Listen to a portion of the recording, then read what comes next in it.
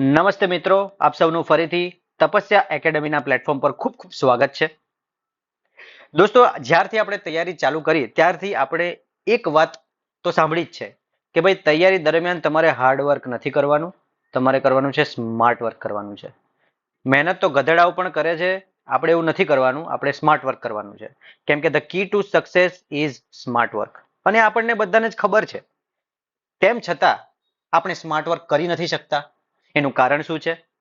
એનું કારણ છે કે આપણને ખબર જ નથી કે આ તૈયારીમાં સ્માર્ટ વર્ક એટલે શું અને સ્માર્ટ વર્ક કઈ રીતે કરવાનું છે.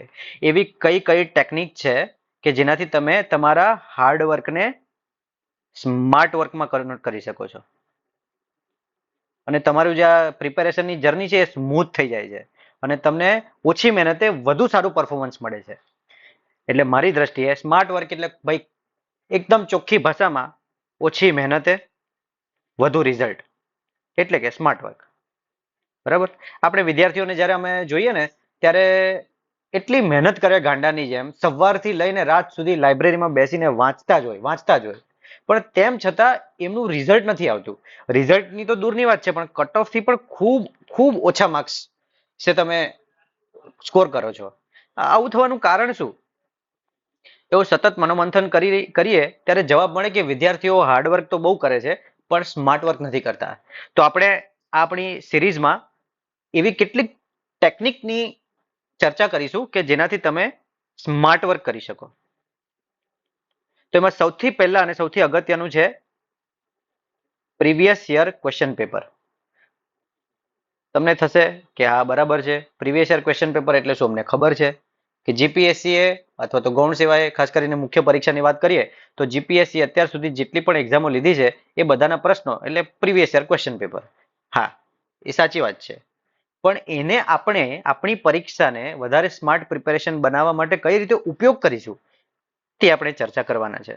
એ પહેલા જાણી લઈએ કે ભાઈ પ્રીવિયસ ક્વેશ્ચન પેપર કેમ મહત્વના છે. હું એના માટે આવી રીતે અલગથી વિડીયો કેમ બનાવી રહ્યો છું. હું કઈ ગાંડો તો છું નહીં, તેમ છતાં હું વિડીયો બનાવું છું કારણ કે એના પ્રીવિયસ યર ક્વેશ્ચન પેપરથી આપણને ઘણા બધા ફાયદા મળી શકે છે. શું ફાયદા થશે આપણને પ્રીવિયસ યર ક્વેશ્ચન પેપરથી? સૌથી પહેલા કે તમે એ ટ્રેન્ડ પકડશો કે કઈ કઈ રીતે પ્રશ્ન પૂછાઈ શકે છે. એક પેપર સેટરનું માઇન્ડસેટ કઈ રીતે કામ કરે છે એ માઇન્ડસેટ સમજવામાં આપણને મદદ મળશે. મિત્રો, આ પ્રીવિયસ યર ક્વેશ્ચન પેપર છે ને એ તમારા માટે ગળણી જેવા છે. ગળણી જેવા, આ રીતે ગળણી હોય ને એ તે ગળણી જેવા છે. કેટલી બધી ઇન્ફોર્મેશન અવેલેબલ છે આજે. યુટ્યુબ છે, ઇન્સ્ટાગ્રામ છે, ટેલિગ્રામ છે અને કેટલા કેટલા મટીરિયલ ફરતા હોય છે. આ કરંટ અફેર્સ, પેલું કરંટ અફેર્સ ને એક જ સબ્જેક્ટની 3-4 બુક્સ હોય ને કેટલું કેટલું બધું હોય. પણ એ બધામાંથી આપણે વાંચવું કેટલું, અથવા તો આપણે જ્યારે વાંચીએ છીએ ત્યારે આપણને ખબર કઈ રીતે પડશે કે આ ટોપિક ઇમ્પોર્ટન્ટ છે, આ ટોપિક ઇમ્પોર્ટન્ટ છે, આમાંથી આવો પ્રશ્ન બની શકે. એ બધાનો જવાબ છે પ્રીવિયસ યર ક્વેશ્ચન પેપરમાં. એ તમારી ઘરની છે કે જે તમારી આ ગધા મજૂરી કરો છો ને એની જગ્યાએ એક સ્માર્ટ વર્ક કરતા શીખવશે તમને. આ ઉપરાંત મિત્રો, આ પ્રીવિયસ યર ક્વેશ્ચન આપણને જીપીએસસી અથવા તો સીસી હવે ગણીએ તો જીપીએસસી આપણને ક્યાંથી પ્રશ્નો બનાવે છે એ લગભગ કોઈને ખબર નથી કે ભાઈ આ બુકમાંથી પ્રશ્નો પૂછાય છે. અને સિલેબસ તો સિલેબસનું એવું માનવામાં આવે છે કે ભાઈ દરિયા જેવડો મોટો સિલેબસ છે, all under the sun in syllabus. તો એમાંથી આપણા માટે ઇમ્પોર્ટન્ટ કયું, જીપીએસસી ના પ્રશ્નો બનાવવાના સોર્સ કયા, આ બધી જ વસ્તુ આપણને પ્રીવિયસ યર ક્વેશ્ચન પેપરમાંથી ખબર પડશે. કારણ કે કોઈ પણ પેપર સેટર પણ માણસ જ છે. હવે એ ક્યાંકથી તો પ્રશ્ન ઉઠાવવાનો જ છે, તો એને કઈ ચોપડીમાંથી પ્રશ્ન ઉઠાવ્યો છે, તો આપણે ઇનડાયરેક્ટલી એ પ્રીવિયસ યર ક્વેશ્ચન પેપરના માધ્યમથી એનો સોર્સ એક્સેસ કરી રહ્યા છે રિવર્સ એન્જિનિયરિંગ કરીને. તો આ બે મિત્રો એના ખૂબ ખૂબ મહત્વના ફાયદા છે.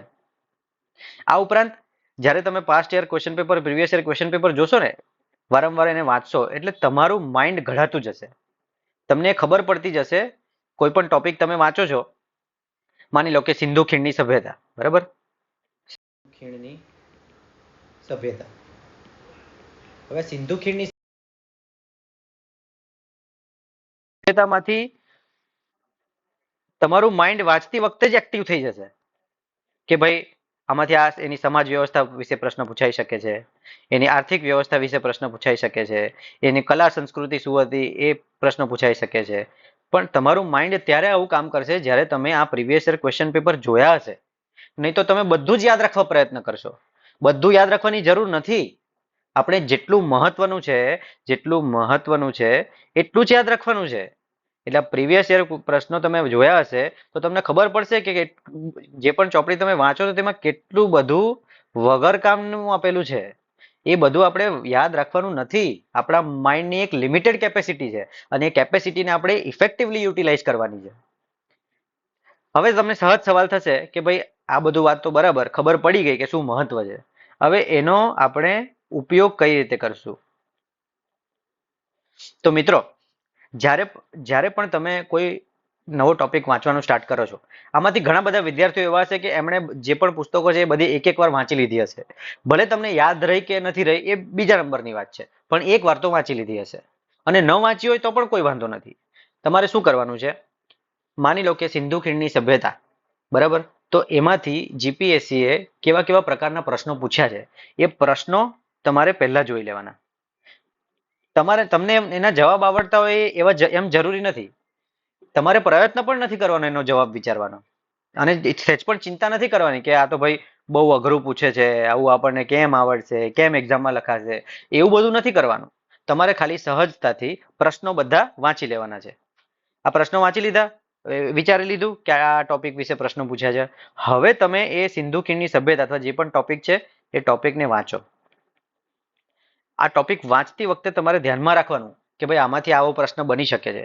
જો એની સમાજ વ્યવસ્થા એક વખત જીપીએસસી પૂછી લીધી છે તો એની આર્થિક વ્યવસ્થા પણ પૂછાઈ શકે છે. એટલે તમારું માઇન્ડ એલર્ટ રાખવાનું. તમે જાતે પ્રશ્નો બનાવો કે સિંધુ ખીણની સભ્યતામાંથી કયા કયા પ્રશ્નો પૂછાઈ ગયા છે, તો હવે કયો કયો પ્રશ્ન પૂછાઈ શકે છે.